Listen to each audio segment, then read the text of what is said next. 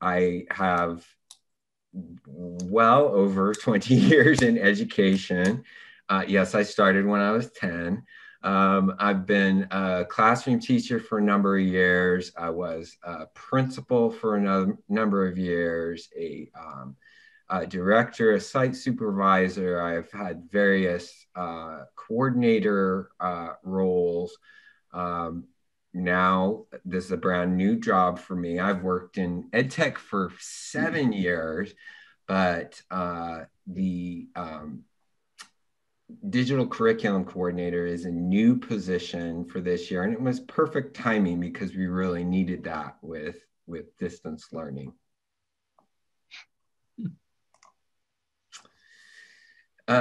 So here's my agenda, and I'm certainly willing to change this if you would like a topic added or want to hear more about it. I'm open. I'm great with impromptu topics. So if there's something else on there that you would like to see, I'm going to talk somewhat. So it's going to be balanced between talking about ed tech and what we're doing at Modesto City Schools in education. And I want to balance that with an overall discussion, because it's a topic of great interest to me, about the 21st century learning environment.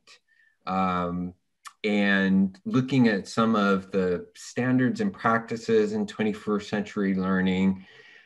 Please give me some feedback along the way. For those of you who work in the private sector, what would you like to see more of moving forward in the future? Those sorts of things. I will definitely take that feedback back to our EdTech team and do my level best to incorporate some of that. Then I'm going to have some time for questions and answers.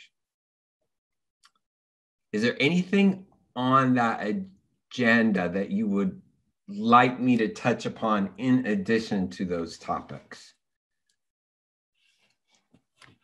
If you think of something along the way, please let me know. Trish knows I'm very flexible. Why don't we go ahead and lean on the chat box for some of that, Joseph? And if I see something pop up, I'll nudge you to check over there. Sure, great. Thank you so much. You're welcome. So we're going to start with EdTech at Modesto City Schools. And here's kind of the overall timeline. So back in 2013-14, that's when we first dipped our toe into the water with EdTech in a big, meaningful way. And that was when Digital Davis launched. It was our first school to have one-to-one devices. We used Chromebooks at Davis. We learned a lot about digital curriculum. We didn't have much digital curriculum at the time. Teachers were still working with hard copy books. So teachers were trying to incorporate their materials into a digital platform. We did start without an LMS, a learning management system. That was a problem and a big problem, and figured that out very quickly, that you do need an LMS to be successful. The next year, and this is where I came into the picture more, we started our elementary computer literacy program. And I helped design that from the ground up. And basically what that is we hired a cohort of full computer teachers to work at the elementary level. So we have 22 elementary sites. We had 34 labs operating across the 22 sites, and about, somewhere between 24 and 26 teachers that would cover those sites. They provided an hour of computer instruction to students who really had not much experience with computers. We didn't have a lot of computers in the classroom. Some students came in with some experience with computers from home. We taught all of the basic fundamentals, the computer literacy skills, how to use applications, how to create projects. Keyboarding, of course, was a big focus, certainly in the beginning, really up till last year, because we wanted students to be proficient in keyboarding so they could, for one, be successful at assessments. If you're going to take a writing assessment that is all digital online from the state, you have to be able to keyboard, or there's a problem. So we focus on those core skills. What we found was our students became very proficient at using computers, and with the last shift to digital learning, via COVID, it's a good thing we had 6 years under our belt of teaching those skills, because the students really needed that. Our first sort of all high schools are one-to-one. That was 2015-16. Then we saw a lot of shifting from the paper books, hard copy books, to digital platforms. At that point, I would say probably the majority of our curriculum was digital, but there were still a lot of hardback books. Then in 2018-19, all of our junior highs went one-to-one. We did have a pilot the year before, which my kids did, by the way, when they were in junior high, but all of our junior highs went one-to-one. Then last year, because of COVID, we did not have one-to-one in our elementary, but the decision was made to go one-to-one in our elementary district as well. And I really have to give kudos to our IETS team for issuing all of those student devices, because you're talking about devices in excess of, I would say, 12,000 devices were issued to our elementary students within about a 6-week period of time. So purchasing those devices, getting the devices in, imaging the devices, distributing them to schools, distributing them to students.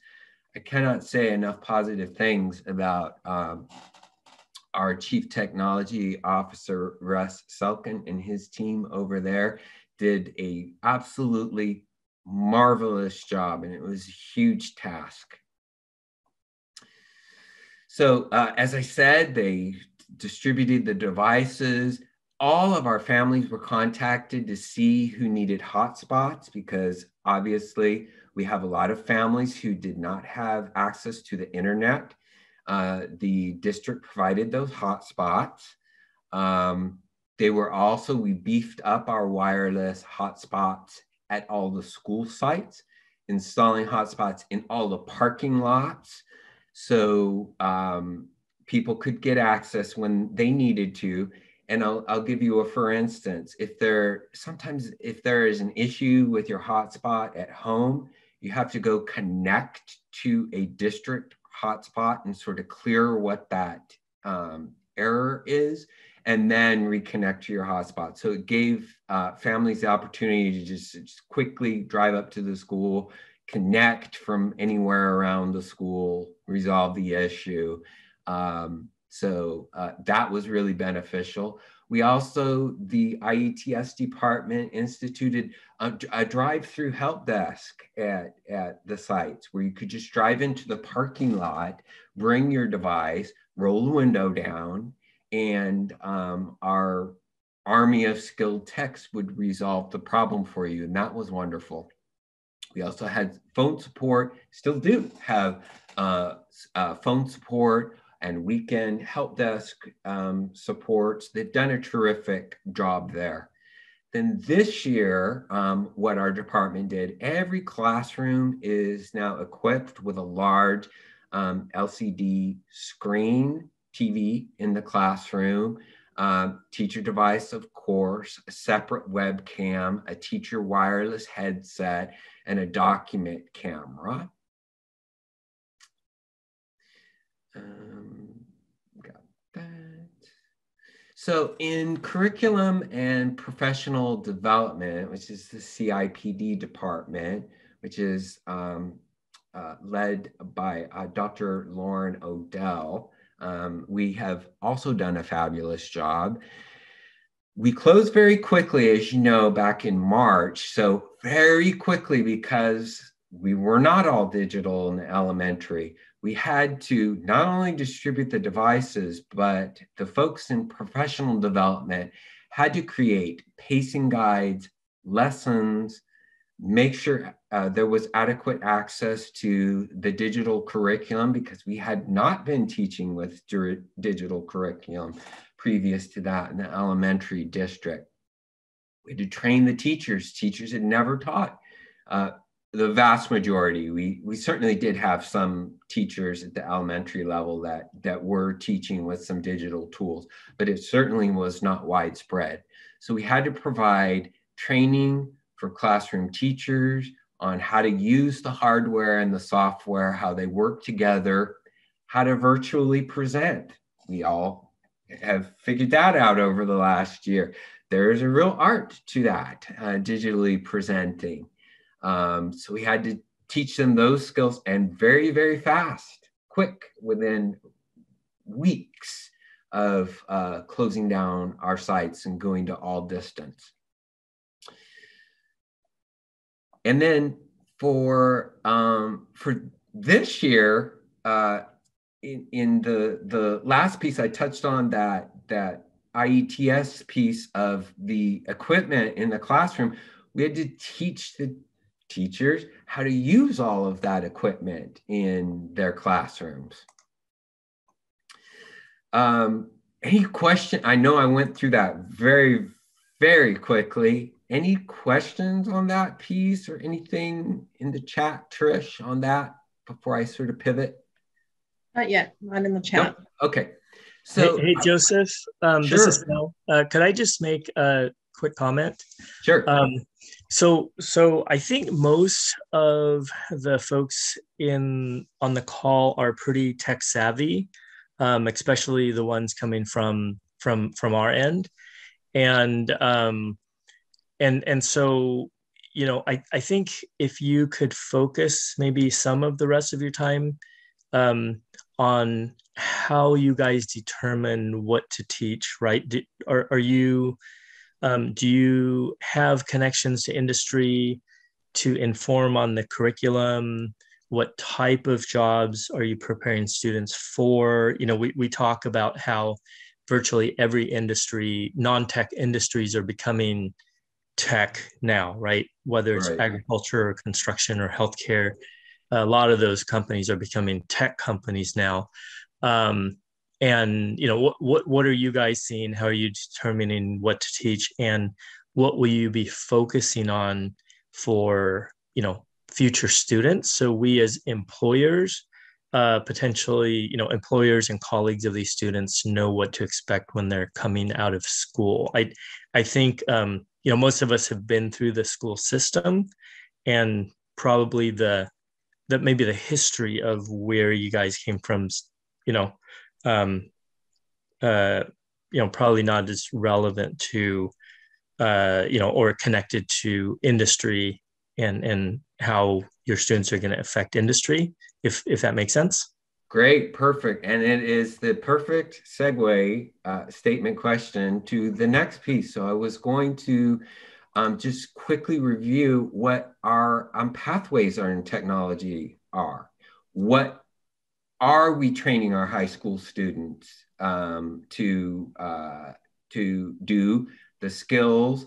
where we're trying to direct our energies. And I only put the pathways that were relevant to technology. I didn't include all of the pathways in this. So this might answer some of your questions. When I have talked about the pathways with groups, most people are unaware that we even have the pathways in our high schools. And they're certainly unaware of all the technology pathways that we have. So I'll start with this piece. So in art and media, we have a graphic design pathway that has a course, series of courses that are designed to steer students who want to go into graphic design, get them plugged in already in high school, get them connected with the MJC for the extra classes they may need, and get that jump start on it. We have a pathway for stage technology, one for multimedia production, and I put checks with the schools. I won't go over that piece because you can see that piece for yourself. Some of the business folks in the room might be interested in this because very few people know that we have a business and a finance pathway. And we have two different sites. And in the health sciences, we have a biotechnology pathway for students to go along. In IT, we have multiple. We have information and support services. We have programming pathways. And we have a games and simulation pathway. We like to get that out there because very few people are aware of that. And then that can drive, because our students do have choice about what school they want to attend, it can drive where they're going from junior high into high school.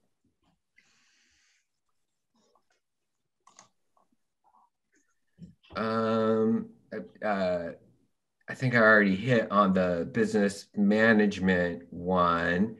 We have a sales pathway. I bet very few people know that we have that.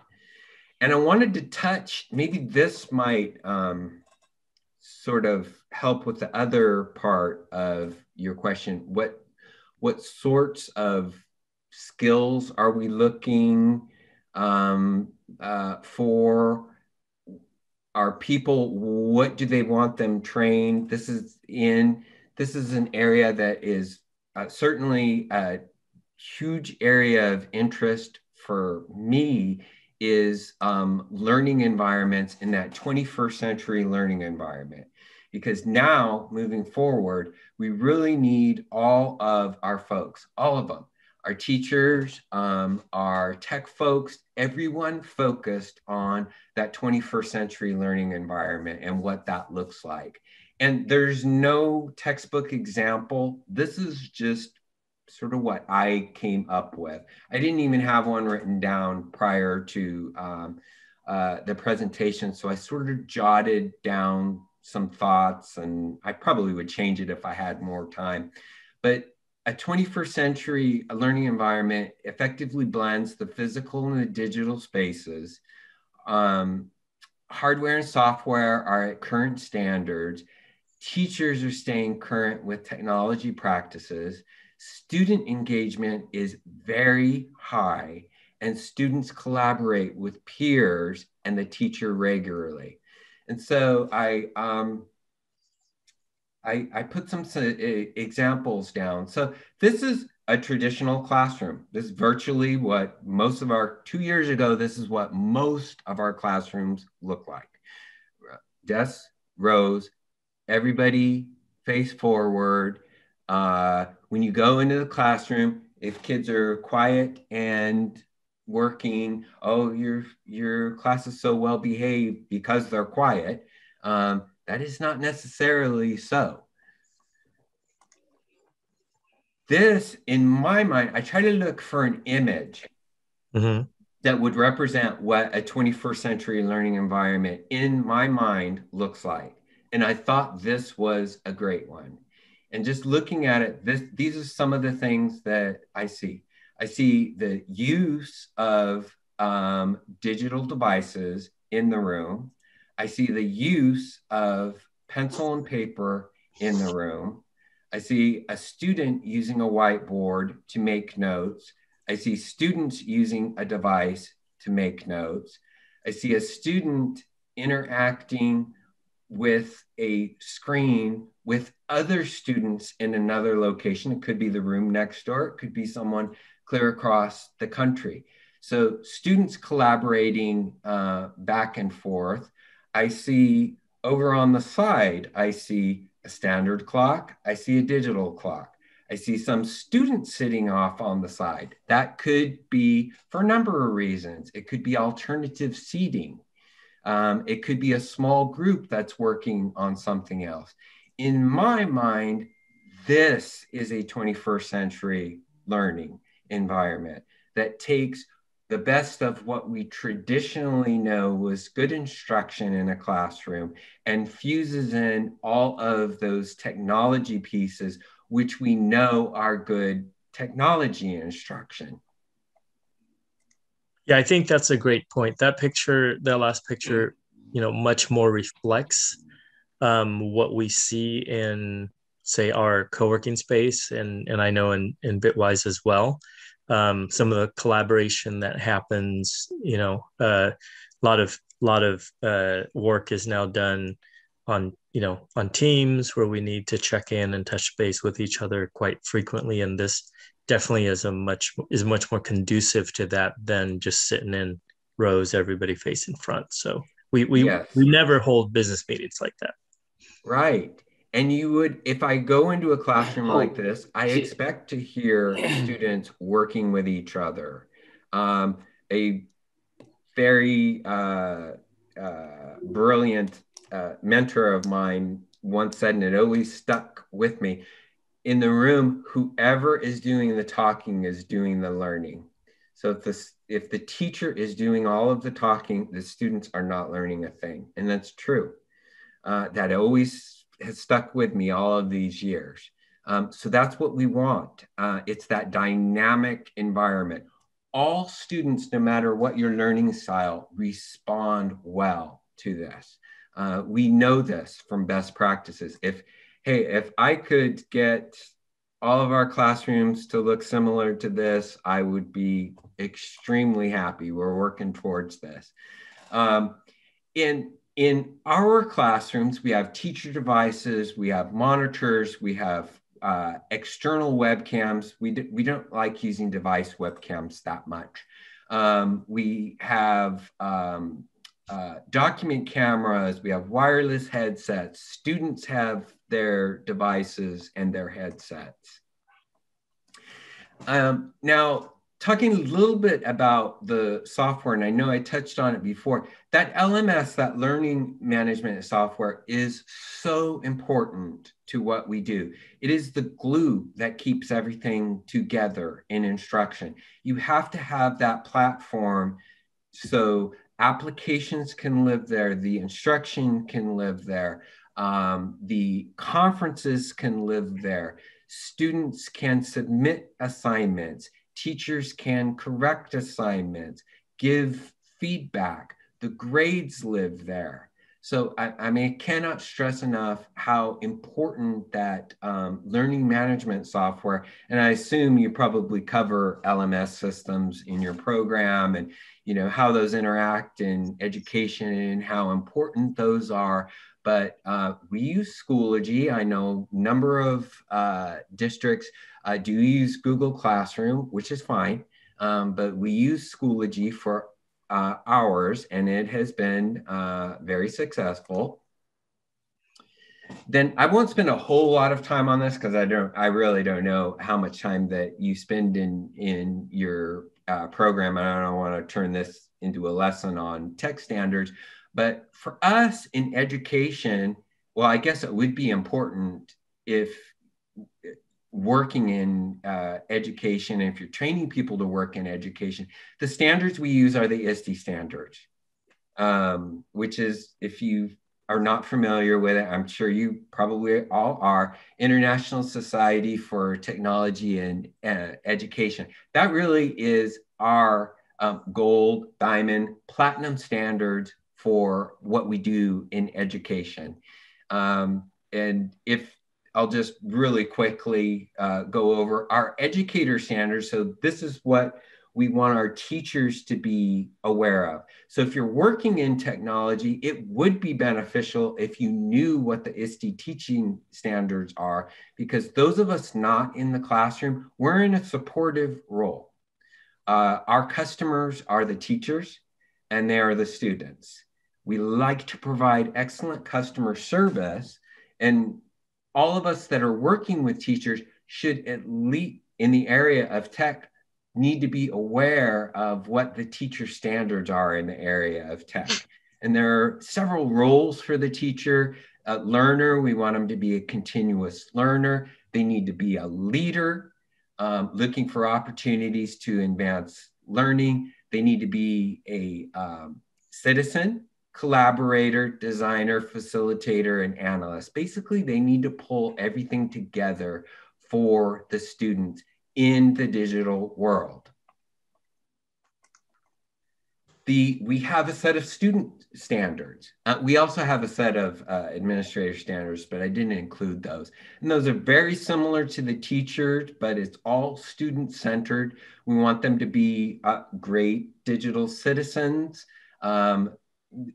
use ethical behavior, be mindful of the digital footprint, all of those things, knowledge constructive, innovative designer, computational thinker, creative communicator, a global collaborator, and empowered learner. Do you review the ISTEs or talk about those and sort of, where tech integrates into that, Philip, at all in your program? Ours is, I guess, maybe slightly different. And okay. This is going to lead it into a question for you, if you don't mind. Great. But the way we build our programs is, what is industry hiring for, right? And what skill sets do they need? What technologies do they need to learn? And, many of our instructors are actually professional software developers, and then they just come and teach right after work. So we connect with industry. We are, our curriculum is informed by our advisory board, who are industry folks and all that. So I think some of the, processes and standards that are needed in the, K through 12 system are not so needed for us in adult education. We just, we talk about that all the time, that there's only one way to get an A in our program, and it's to get a job, right? And so that's what we're about. So my question for you is, how does industry get involved with the schools, and how do we give input into what we would like you guys to consider teaching, right? Because we're going to be the ones hiring your students very quickly here. And so, is there a process already for industry to get involved and give input, with what's going on? I don't know that we have a formal process. It's getting answering that is slightly out of my wheelhouse as a digital curriculum person, but from the admin hat, I know that we do have the partners in our CTE program. Mm-hmm. We are always interested in what our local employers need from our students to help that drive. Remember the pathways that I discussed before? Yeah. That needs to be driven by what the needs are, not what we think the needs are. Right. So definitely. Yes, that sort of feedback from our partners is critical in driving what we decide to teach. And I know for a fact, because I know many of those tech teachers at those high schools, they absolutely want to know mm-hmm. what employers need. We probably need to work on what some of those sort of linkages are, because we do have students that are interested in doing internships.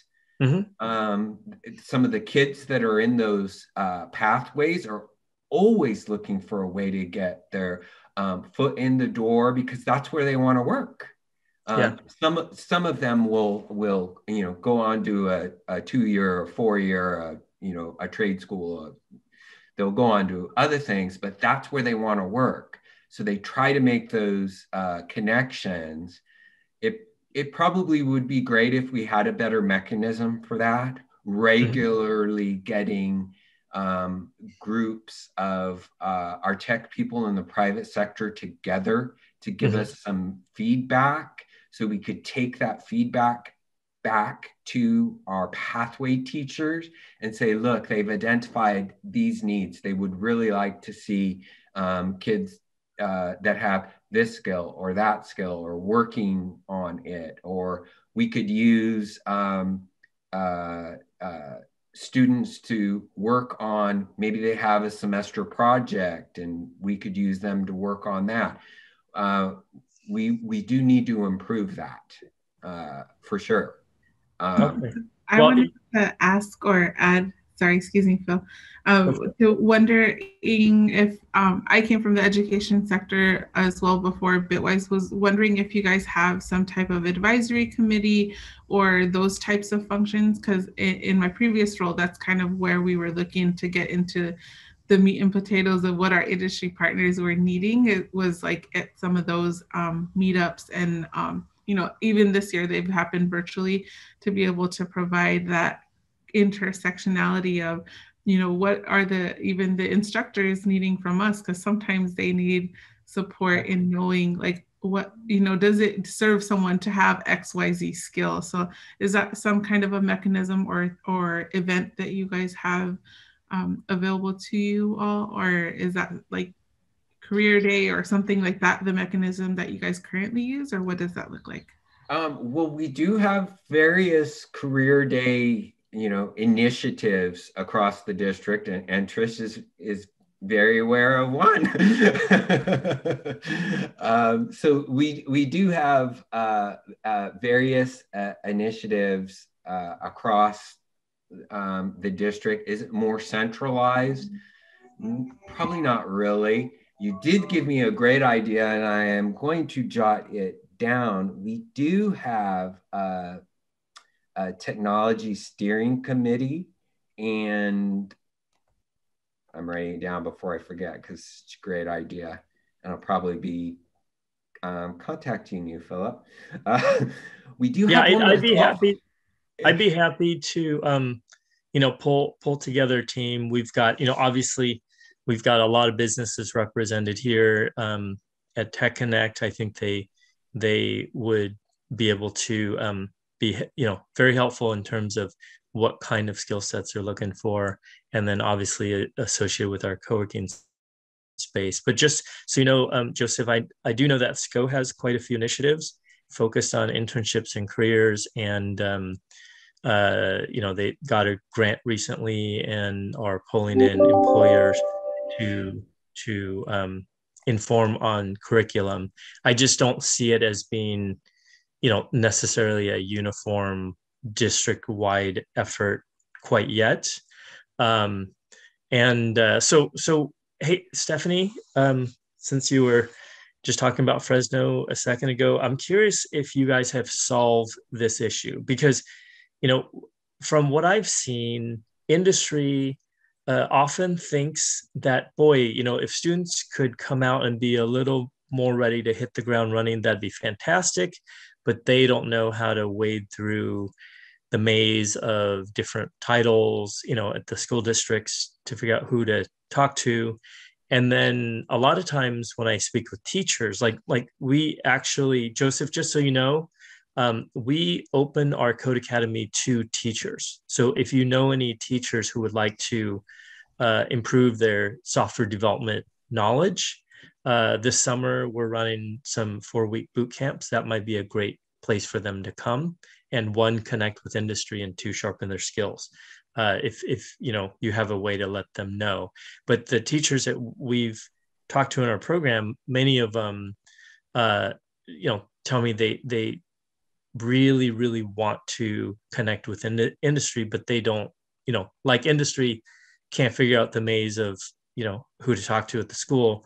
They don't have any connections. These teaching professionals don't know anybody in the industry, and so they don't know where to start, right? Even at CSU level, they have that same exact problem, and that's why we've been getting more involved with Stan State there on some, internship and career tech initiatives.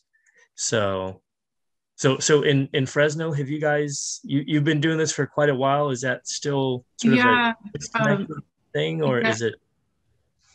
Sorry, go ahead. I was going to say, in Fresno County, it's kind of in my wheelhouse because I used to work for Valley ROP. So kind of our joint agreement there with several districts. And so that was one place we would have a joint advisory meeting. And so we'd bring together industry partners, and it's usually around this time. So we'd have a nice cabbage dinner and be able to do that at our local community college and really just bring all industry partners from all the CTE pathways and create a collaborative, with the agenda around specifically that, Phil, and being able to say, okay, what does that look like for, even for some of the like construction trades, and like, what are you hoping? And, some of the things that would come out of there were really amazing for them to say, we just need folks to be able to read a tape measure. We'll teach them the rest, when they get here, or for technical skills, to be able to differentiate,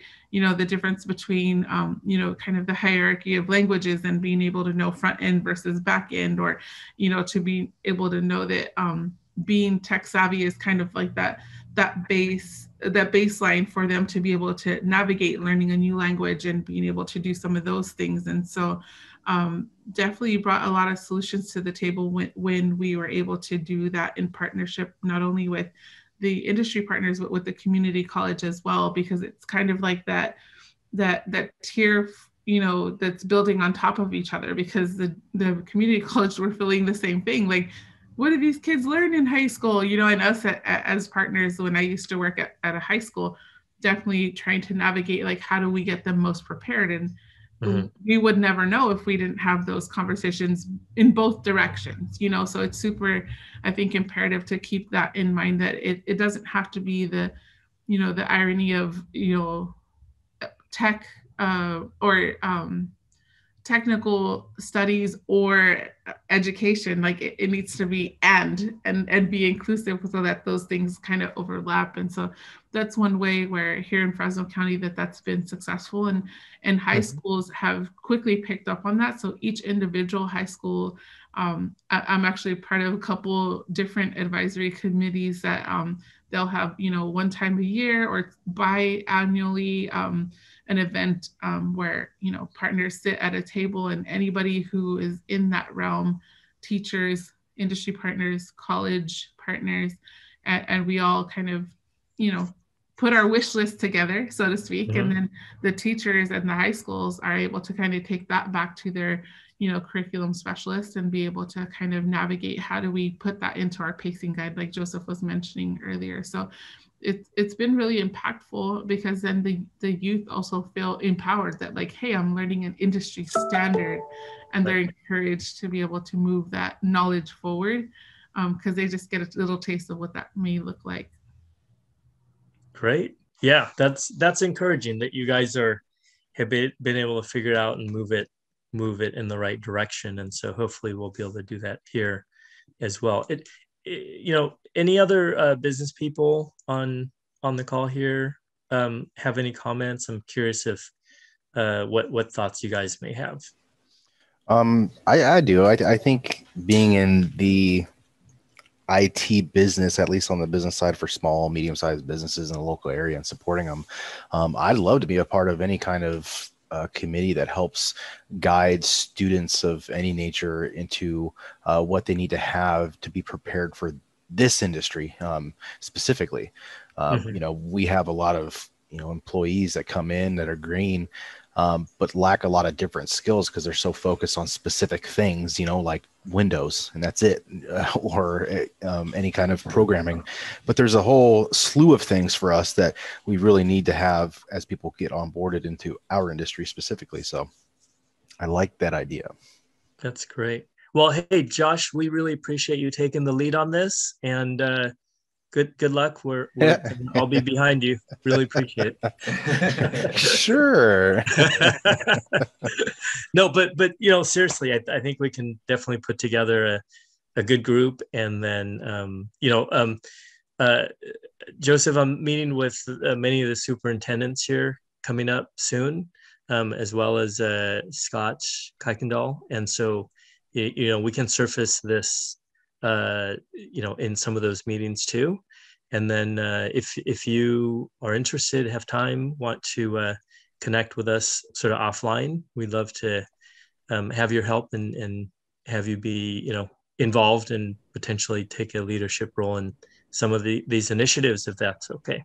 Yeah, that would be great. Fantastic. Yeah, Philip, this is Brian McDermott. I agree with what Josh has said, because he and I kind of parallel each other in what we do a little bit. And take it a step further, there's actually a virtual industry and trades thing going on tomorrow with Pedro from Modesto City Schools. So you guys might want to talk to him and see if we might want to do something collaborative with him, since he's already kind of been doing that for MJC. Yeah, I was just I was sitting in that meeting with him, and now Pedro, you're talking about Pedro Mendez, right? Yes, sir. Okay, yeah, because I think he's the dean of career technical education at MJC, and so we were on the line yesterday specifically about the tech initiative that's happening. So I'm curious what the one tomorrow is. It's called, let me just actually pull my calendar, Virtual Industry and Trades Advisory Committee. Okay, but I think there's different emphasis, like ag or healthcare or something. Oh, right, yeah. So typically what this one does is, so they have different types of vendors come in, whether it be their auto repair program, shop program, or the what they call their IT program, which is mainly just like Josh just said, they train people on Windows. But like Josh and I'm sure Josh deals with this all the time. We get someone that shows up at our doorstep that's very intelligent when it comes to anything Microsoft or Windows related, but knows nothing about Cisco or Meraki or Palo Alto or anything else, right? So having that broader spectrum awareness from industry partners, so that they know they're not just preparing their students for success in a Microsoft world, but preparing their students for success in an IT world, has really helped organize their curriculum properly, to not only make sure the teachers are teaching what is beneficial and rewarding to their students, but that sometimes also helps them, the teacher themselves, get the right materials, right, and the right equipment to be able to provide that kind of training. So there's that part of it too. So it's like a educational thing to help make sure that they're prepared right, and then it's also a way for them to budget properly to make sure they have the tools they need to teach that. Yeah, Joseph, just so you know, industry I think is going to be very engaged in an initiative in this, like this, because we spend so much time training people who come to us straight out of school, even folks that come to us with a 4-year computer science degree. We have to burn 6 months, getting them up to speed sometimes, right? And so if we're able to push that onto the schools and get so they can be a little more job ready and can hit the ground running, Brian, Josh, and all of us, I think, would definitely appreciate, that it would cost us a lot less time, a lot less money. There's instances where, if we're taking interns, then we could take more interns, right? We could train more interns. and work with more and get them, experience if they were a little closer to what we needed for industry. So yeah, so that's exciting. Hopefully we can, do what Fresno's done a good job of here pretty soon. So. Oh, great. And just as a side note, with our elementary kids, we really have been focusing on those computer literacy standards. We are shifting that this next year, and we are going to focus on the computer science standards. It may sort of sound like the same thing. It is not the same thing. Much more focus on coding and systems, how hardware and software work together. So it's, what we've been doing ramped up times 10. So we are ready to make that shift, and we're making that shift next year. You probably are aware of the computer science standards. Those are 2019, the state of California released a set of computer science standards for K-12 students. So we have been implementing some of those around the issue of like self-diagnosis and troubleshooting and those types of things, but we're getting ready to really dive into more areas than that. We hope that our elementary kids exit elementary being able to pick up, it's my wish, pick up a piece of unfamiliar technology and with background knowledge, be able to navigate it without any instruction. And I think that's a great goal for an elementary student. Yeah. I don't know, Stephanie, Brian, Josh, I don't know what we all would do with ourselves if we got, job candidates in here that started learning how to code in 5th grade, right? So that would be right? Would be wonderful. Yeah, or that knew that there's actually 7 layers to security, not 1, or that knew what the word OSI model meant, or that knew the difference between layer 2 and layer 3. Hey, Brian can agree. We could throw in Go ahead, Josh. Yeah, I said Brian can agree. We could probably throw in a little extra customer service skills and training in there as well, right? Yeah, right. Well, Josh, finding somebody that's intelligent and nice is pretty rare. No, I know, right? That's why I'm in sales. I'm not as intelligent as the rest of them. Right. Well, I don't know if you guys have been reading the stories about Stripe and their $70 billion, and the 2 co-founders are what, 32 years old now, right? And one of them discovered a programming book, I think, when the brothers, one was 11, one is 12, and they started learning how to code at that age, right? So, 20 years later, they're basically done with their careers now, right? So, we've actually been fortunate to have a student as young as 7 in our evening courses, and he took it alongside his dad and was teaching his dad how to do some JavaScript in our very first I don't doubt that at all. Yeah, he was just amazing, special little guy. Like, we don't see them often, so it's not a normalcy, but he was definitely a gem to watch his mind just go. That's awesome to hear. So Joseph, we're kind of wrapping up to a few more minutes. Is there anything else that you didn't get to touch on that you had wanted to before we close up? No, I was just going to put I just had a couple things I threw in, just put my contact information up there. If anybody wants to get a hold of me, it's mesa.j@mcsforkids.com. Feel free to email me. And hopefully I will get some emails about, creating some new linkages and some new partnerships. And by the way, as a side note, we plan on starting coding next year for kindergartners with microbits. So Joseph, can you either tell me or write in the link to the job posting site that you also were referring to? Oh yeah, let me stop sharing, give that back, and then I will put, let me grab that real quick. There's a request for that. I didn't want to miss that before people step off. Thank you very much for your time. I know you put I know that you put time into what you put together there. So yeah, appreciate all that. No, it's great. Thank you for having me. So I put the link to job postings there, and I'll also, so you don't have to write it down, I will put my email in there.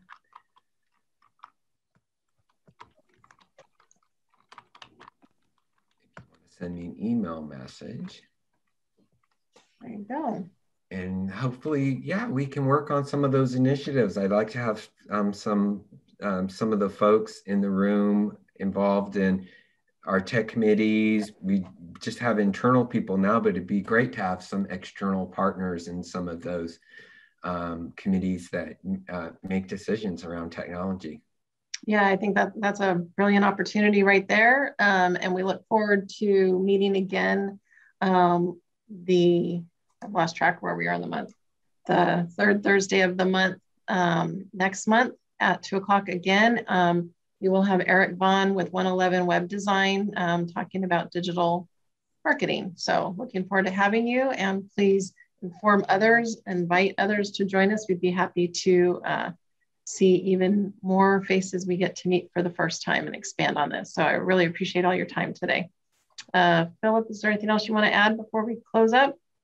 Yeah, just thank you to everybody for attending. Really appreciate it. And it's nice to see our tech community and then our tech business community growing here. And of course, Stephanie, we really appreciate when you can join us and you know, teach us what's going on in Fresno and help us get up to speed too. And then just for the Bay Valley Tech students, reminder, all these people you see on the screen, take a picture, you know, get their information, reach out on LinkedIn, because as you get into the workforce, get ready for the workforce, the more connections you have, the better.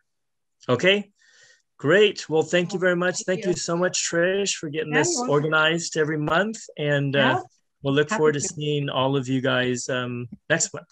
Sounds good. Thank you. Okay. Thank you. Thanks, everybody. Have a great day. Bye-bye. Have a good one. Bye, you too.